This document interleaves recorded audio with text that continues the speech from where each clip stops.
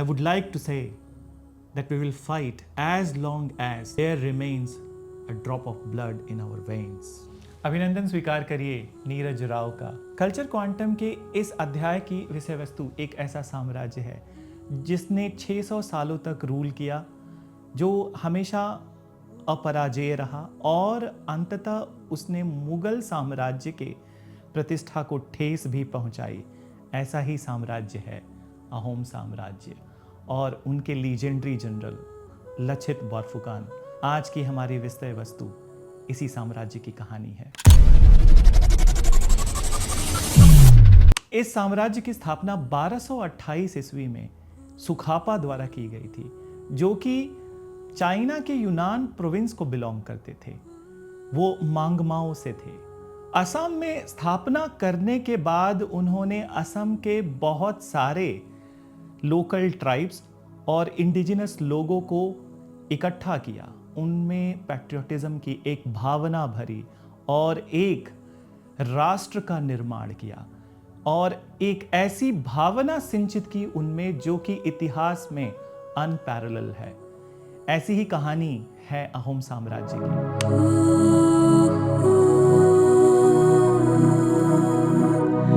600 सालों तक उन्होंने रूल किया, पर इस दौरान बहुत बार उन्हें बहुत सारे हमलों का भी सामना करना पड़ा। जैसे कि दिल्ली सल्तनत के दौरान कई हमले हुए, बहुत सारे हमले हुए, लेकिन किसी में भी दिल्ली सल्तनत को कोई सफलता नहीं मिली। 1615 ईस्वी में मुगल सम्राटों ने भी ये तय किया कि वो असम को मुगल साम्राज्य में मिला लेंगे, पर जहांगीर को यहाँ कोई सफलता नहीं मिली। In fact, this was a disaster for the Jahangirs. They tried a lot, many a times, to get success in the Assam, but then the gallant force of the Assam was in between them and their success. Finally, in 1636, the Mughal Emperor Shahjahan made foray into Assam. Shahjahan की army ने कामरूप तक कब्जा कर लिया और यहाँ पे Assam forces ने या अहोम फोर्सेस ने बहुत ही बहादुरी से लड़ा।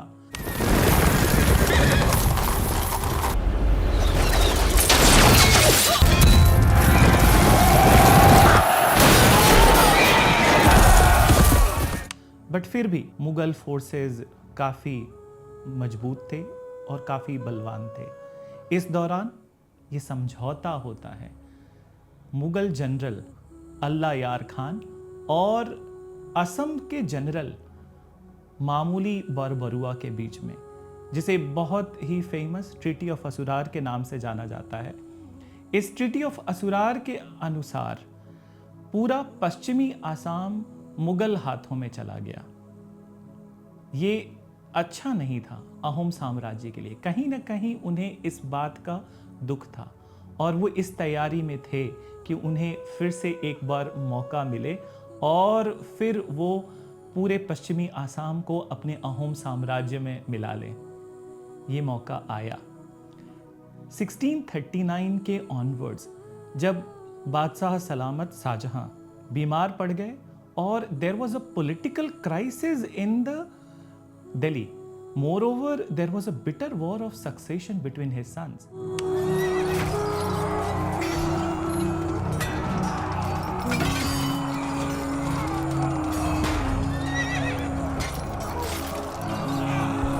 Taking advantage of this situation, Raja Jayadhwaj Singh expelled Mughals from Guwahati and the western Assam. Even they chased them down to the Dhaka. इस दौरान कुछ ऐसे कूच विहार के राजा जो लोग मुगल शासन के अधीन थे, उन्हें भी स्वतंत्रता मिल गई। ये मुगल साम्राज्य के लिए एक धक्का था और उनकी प्रतिष्ठा को भी लगा एक दाग था। इसी दौरान सत्ता परिवर्तन होता है दिल्ली में और औरंगजेब मुगल गद्दी पर चढ़ते हैं। औरंगजेब मुगल गद्दी पर आने के बाद ही ordered his governor of the Bengal Mir Jumla to immediately capture Assam and restored the prestige of the Mughals. Mir Jumla was a capable and very trusted governor of Mughals, and as the task given to him, he fulfilled the task. Mir Jumla invaded Assam on 4th of January 1662. He had several victories in the Assam.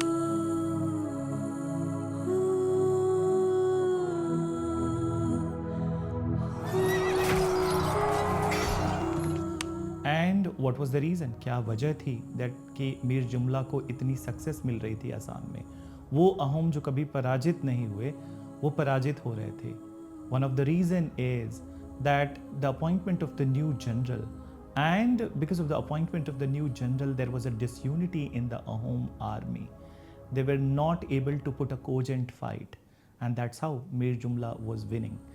But then this win was not without the loss. He lost 3/4 of his army. But finally, victory came at the end, as we know, that it is victory which is most important. And the situation became so dire that Raja Jaidhwaj Singh has to flee to the Namrup hills to save his life. And finally, it is their capital, Gadgaon, which was captured by the Mir Jumla. This was the defeat of the Ahoms for the first time in such a disgraceful way. But was it the only disgraceful thing which has happened to the Ahoms? Nahi, aisa nahi hai. This was not the only disgraceful thing. The most disgraceful and the humiliating thing that has ever happened to the Ahoms is the only daughter of the Raja Jaidhwaj Singh, Ramani Gabru, and his niece, they were sent to the Mughal harem for Sibli. There could be nothing disgraceful than this, when the women are taken to the invaders' harem. मेरी पुकार बिन ब्याहे ना भेज मुझे, ना जानू मैं रास्ता घर का, ना जानू मैं रास्ता घर का, कैसे In 1663, the humiliating treaty was imposed on the Ahoms. Apart from the sending of the daughters, the treaty included that Ahoms will have to pay 3 lakh rupees, 90 elephants, and annual tribute of the 20 elephants. It was the most shameful and dishonorable thing in the annals of the Assam's history. Moreover, Raja Jaidhwaj Singh died without erasing the blot on his name in November 1663. After his death, obviously there was somebody to be appointed. Raja Jaidhwaj Singh की मृत्यु के बाद राजा चक्रध्वज सिंह की appointment होती है. राजा चक्रध्वज सिंह इस बात से बहुत ही दुखी थे that Ahom state has been reduced to the vassal state of the Mughals. He wanted the immediate revenge. He wanted the restoration of the Assam's pride. And he wanted the battle to start immediately. But his immediate has to wait. क्या वजह है कि उनके इस immediate को wait करना पड़ेगा? Mir Jumla's attack on the Assam has dealt a death blow to them. Not even a single armament was left in their armory. And without the armament, going into the battle would be bringing another catastrophe. So he has to wait. And this wait will be for 2 years. The next 2 years were used to galvanize the armament and the arm production. Even the food grains were aggressively produced. चावल की खेती पर विशेष ध्यान दिया गया ताकि during the war the soldiers they must not be deprived of the surplus food. It was do or die situation for the Ahoms to restore their pride, to restore their prestige, to restore what they have lost. For all this to become reality, there was a need of a general, there was a need of a commander, there was a need of a person who can lead by the example. And that example was born. And that example was Lachit Borphukan. इतनी ज्वाला है मुझ में ये तेज जैसा क्या है छुपा, सूरज समय चढ़ता रहा मैं आग बन बढ़ता रहा। मैं आम हूँ, मैं खास हूँ, मैं प्राण हूँ, मैं विश्वास हूँ। मैं जीतूंगा, अब है यही निश्चय मेरा। Who was Lachit Borphukan?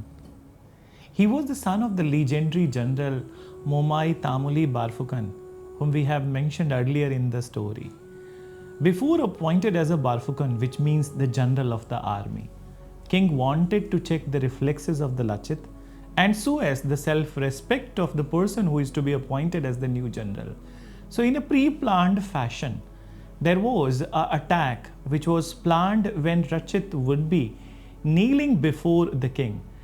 When Lachit knelt before the king, an attendant came and then he removed his headgear. Lachit moved in a electric wave fashion and he unsheathed his sword to behead the errant attendant. Somehow the attendant was saved because he landed in the king's feet. Now this was enough for the king to know about his new general. He was satisfied and Lachit was given the task to restore the lost glory of the Ahoms. Moreover, the king did not wanted to go through another pang of humiliation. And at this point of time, there was one more disgraceful demand from the Mughal Fauzdar, Firoz Khan. What he wanted? He asked not only the war indemnity prize must be sent, but some beautiful Ahom women must also be sent to Guwahati to decorate the Mughal seraglio.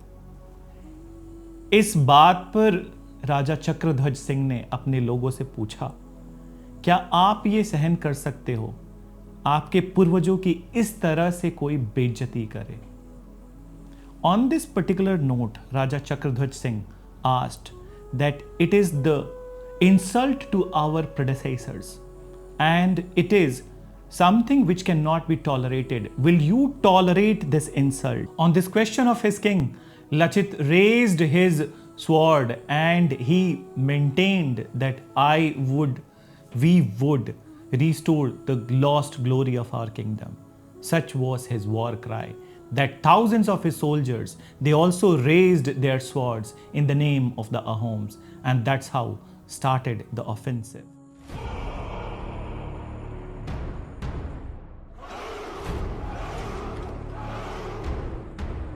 "28th of August, 1667, Lachit embarked on his new journey to restore the pride of the Ahoms.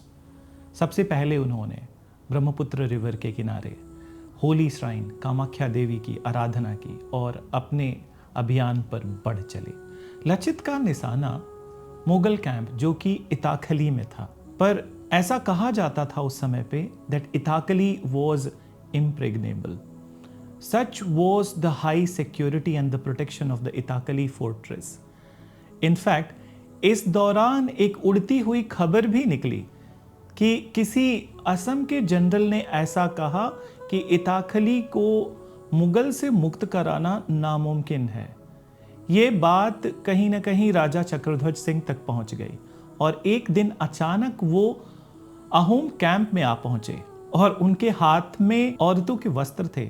उन्होंने अपने general पर ये औरतों के वस्त्र फेंक कर ये बोला कि अगर तुम जीत नहीं सकते तो ये औरतों के कपड़े पहन लो, यही तुमको फिट करते हैं।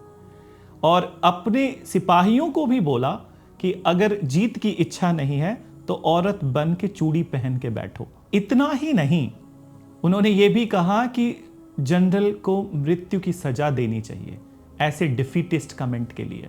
But then the entire army verified that they haven't made this comment and it is just a grapevine, udti hui khabar.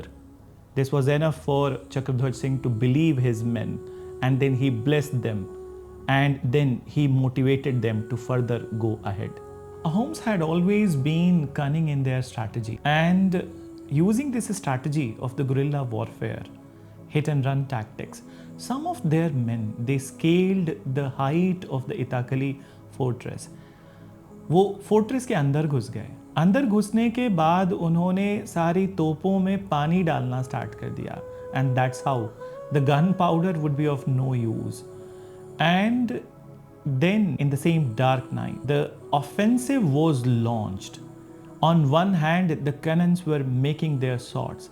On the other hand, many of the Ahoms, they scaled the fortress through the help of a ladder, and then they started the dance of the slaughter.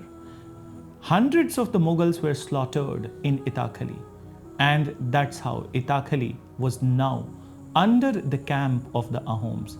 This was a big victory for the Ahoms under the new leadership of Lachit Borphukan. आंखों में मेरे चिंगारी है, मैं दूंगा चीर कलेजा तेरा, नदियों से मैं बहता रहा, ना रोक पाए कोई समुद्री Victory of धारा. Itakhali further led to the capture of Guwahati, and moreover, all the Mughal soldiers were slaughtered in the Guwahati except two people. The Mughal Fauzdar who demanded the beautiful women for the Mughal Seraglio, Firoz Khan, and so as the Mir Baksi of the Mughal forces, Sayyid Salah. ये victory Ahoms की औरंगजेब के लिए बहुत ही पीड़ादायक थी. His prestige was hit. The Mughal emperor ego was hit. Now it was no more the question of the imperialist expansion of the Islam. Now it was the question of the prestige of the Mughal emperor. What was Aurangzeb's reaction? एक तीर से दो शिकार. He wanted to kill two birds with one shot. And what were these two birds? Obviously one was the Ahoms, but the second was Mirza Raja Ram Singh. Before we move ahead with the story of the Ahoms, we need to know that little bit of story of the Raja Ram Singh. Who was Mirza Raja Ram Singh? He was the son of the king of the Amer, Raja Jai Singh I, who defeated Shivaji in 1665. And as per the Treaty of Purandar, Shivaji was to attend the Aurangzeb's court in 1666. At this point of time, Raja Jai Singh has given assurance to Shivaji that he can attend the court of Aurangzeb and his life would be protected by Raja Jai Singh. But then, treachery was one of the very important trait of the Aurangzeb, and he did what was expected. Treacherously, he arrested Shivaji and his son, Sambhaji. And Shivaji was put under house arrest of Raja Ram Singh, who was the son of the Raja Jai Singh. After some point of time, Raja Ram Singh did not like this idea that how Shivaji has been arrested. And moreover, he figured out कि औरंगजेब के तो कुछ और ही plan थे. औरंगजेब शिवाजी को मारना चाहते थे. Aurangzeb ordered that Shivaji must be immediately handed over to Faulad Khan. Knowing the intentions of the Aurangzeb, Raja Ram Singh maintained, he said emphatically that I have to keep the promise of my dead father, which was given to the Shivaji. I will protect his life. And if you want his life to be taken, so first you will have to slay me. Then you will get the handover of the Shivaji. Aurangzeb at this point of time, he gave a signed agreement to the Ram Singh that Shivaji would not be killed. Somehow it protected the life of the treacherous king Aurangzeb. But after some point of time, Shivaji was able to escape from the Agra, and all the fingers were pointed towards Raja Ram Singh. Nobody knows that what happened at that point of time, but it brought Raja Ram Singh in the disgrace of the Mughal emperor. He was demoted from all the positions, and then he was barred from entering the Mughal court. Coming back to the story of the Ahoms fight, Aurangzeb at this time, he felt that this is the best occasion, best time to restore the position of the Raja Ram Singh, and so as sent him to the treacherous heir of the Assam, which even did not spare the very successful Mir Jumla. After the big success, even Mir Jumla also met death, and that death was not an easy one. So Ram Singh was sent. In 1669, the Mughal army, the swollen Mughal army, has reached to Rangamati, and so as large number of the Mughal soldiers and the associates of the Mughal emperor, they have reached to teach a lesson to the Ahom army. Before embarking ahead on this journey, Raja Ram Singh had many such questions about this particular campaign of the Aurangzeb. He knew the designs of the Aurangzeb, that what was the purpose, what was the design. And at this time, he was suggested by his family to consult to Guru Tegh Bahadur. And Guru Tegh Bahadur said to Raja Ram Singh that आप वहाँ से जिंदा वापस लौटेंगे, सुरक्षित वापस लौटेंगे, और आपकी सुरक्षा के लिए मैं खुद ही आपके साथ असम चलूं। यहाँ से स्टार्ट होती है कहानी एक अलग फाइट की, और वो फाइट जो इतिहास के पन्नों में स्वर्णाक्षरों में अंकित है। कि वे सच्चारा होइए, कि वो कूड़े टूटे पाल, हुक्म रजाई चलना नानक लिखे नाल। After reaching Rangamati, Raja Ram Singh did not wanted to go into unnecessary fight, and he sent an emissary to Lachit. In what was written in this emissary, in this letter, what was written, that the old position must be restored according to the Treaty of Asurar, and the Guwahati must be returned to the Mughals, and Ahoms must go back to the old positions. And he also sent a bag filled with the poppy seeds. And then he said in the letter to Lachit that as the number of the poppy seeds, as numerous number of the Mughal soldiers. Lachit replied back to Raja Ram Singh. He said that if these poppy seeds are pounded well, then it will become a thin paste. And moreover, the Assamese, the Ahoms, are the masters of pounding the poppy seeds. He further sent a bamboo filled with the sand and said, this is how the Ahoms are. They are indissoluble, and moreover, this is what is their number and this is what is their spirit. After this all, it was evident that war is the only way. Moreover, Ahoms also realized that the Mughal army is huge and they need some time to fight the Mughal army. They needed some space for themselves to build their strength. And one of their strength was hit and run tactics, use of the guerrilla warfare. And moreover, they were best in playing with the emotions of the Mughal army. As it was believed in the Mughal camp that Assam was the land of the sorcery and black magic, Ahoms played with these emotions. In one such incident, on the banks of river Brahmaputra, where the Mughal encampment was there, the river bank was lined up with the 100 dancing skeletons. Now the Mughal army was looking at it. They were looking at the devilish dance of the dead skeletons. And then the keening of the dead skeletons chilled the hearts of the Mughal soldiers. And as such, it also terrified the Mughal camp. Meanwhile, they forgot to strike on those dead skeletons, and they started believing that in the airs of the Assam, the black magic and the sorcery exist.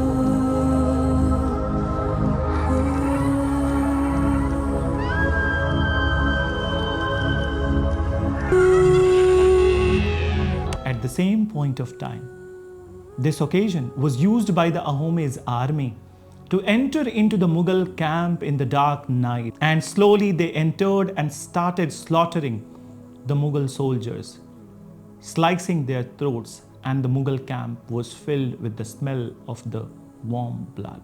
In this all, the mystery remains that what were these dead skeletons? Actually, Ahoms have played a trick with the Mughal army. These were not dead skeletons. They were the Ahom sepoys only, who were painted with the glowing herbal which is indigenous to the lands of the Assam. Nobody knows it and nobody know how to use it except the Ahom. The head of the Ahom sepoys and so as their ribs were painted with this color, and they were weirdly glowing in the dark, which emboldened the fears of the Mughal army. But after this slaughtering, after this particular creeping into the Mughal camp, it was obvious that Mughal will reply. And now Mughals have dragged Ahom army in Albai Hills. And at this point of time, it is interesting to know that there was one female warrior of the Raja Ram Singh's army. Her name was Madnavati. Madnavati was better than many of the generals of the Raja Ram Singh, and she proved to the same. In this battle, initially she was very effective, and in Albai Hills, in the 3 phases, she slaughtered large number of the Ahom army people. But then Lachit Borphukan has risen to the occasion, and he asked his men to dig the trenches and attack from the trenches. Finally, it came to their rescue, and they were successful in the Albai plains. So this was the success of the Ahoms. Was it the last success? No, it was a short-lived success. And after this, what happened? That is the deepest agony of the Ahoms history. The entire Mughal Rajput army fell on the Ahoms, and it led to slaughter of the 10,000 Ahoms in the Albai plains. And that was disaster. That was death beyond redemption. It was aghast. And Ahoms, at this time, they needed to restore this thing. But then the bad news started to pour in the Ahom territory. Not only they have been slaughtered, Raja Chakradhwaj Singh, his death happened, and so as in 1671, Lachit Borphukan, the great general, he's going through a very high-grade fever, an illness which was not letting him even to move an inch. His entire bones, ligaments, sinews, muscles were paining. And without him, how come the Ahoms would be victorious? Meanwhile, what was the message of Aurangzeb to Raja Ram Singh? Aurangzeb, now he grew very positive that he can get the success at this time in Assam. This is the right occasion when the king is no more and the general himself is not able to rise from his bed. He sent a warning to Ram Singh that if he delays the victory at this point of time, so then Aurangzeb will chop off his head, and so as his entire family. Raja Ram Singh has no other choice, and then he further headed towards the dreaded campaign, this battle which we know, the Battle of Saraighat. Mughal army advanced with the huge fervor, and as it was expected that they were victorious, they were defeating the Ahoms time and again, and moreover, Ahoms had only one option without their general: to retreat, as if they believed that defeat is imminent.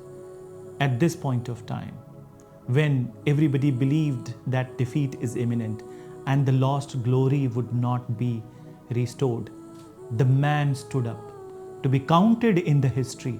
It was his moment to get his name recorded in the history, in the annals of the history of India and in the annals of the history of Assam, and to be counted as one of the greatest warrior of India, after whom, who knows, that NDA would be constituting a medal after his name.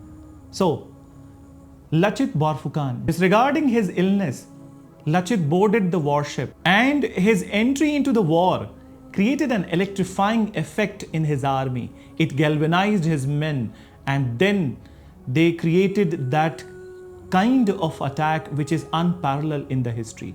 The spirited attack of the Ahoms through land route and the naval route was so profound and was so full with the vigor that Mughals, as you know, they lost beyond redemption. आंखों में मेरे चिंगारी है, मैं दूंगा चीर कलेजा तेरा। नदियों सा मैं बहता रहा, ना रोक पाए कोई समुद्री धारा। मैं नीर हूँ, मैं वीर हूँ, मैं रामवाण सा तीर हूँ।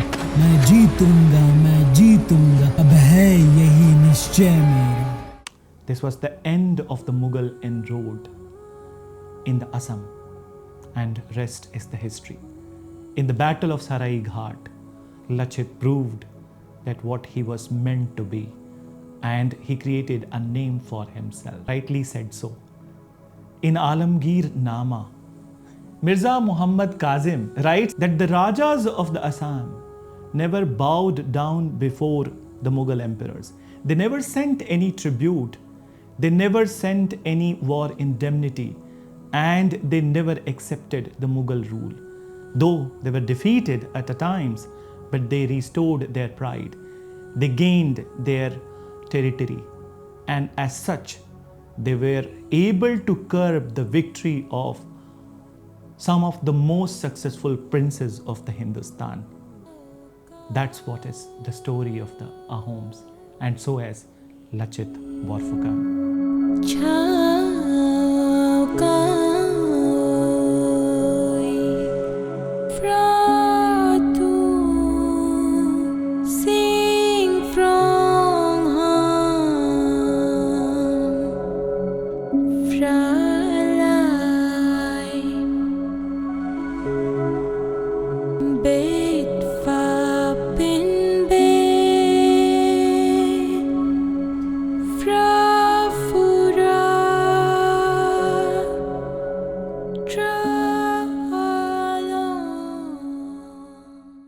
Thank you.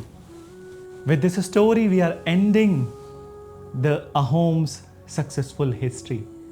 एक बार फिर से मिलेंगे एक नए अध्याय के साथ, एक नई पर्सनालिटी के साथ, कल्चर क्वांटम पे. Please don't forget to like, share, subscribe and comment on this video. Moreover, please also let me know that if you have any ideas, any other topics to be covered, please comment box में इसको लिखें. हम इस पे जरूर ponder करेंगे. And stay tuned to our channel, Culture Quantum. Thank you.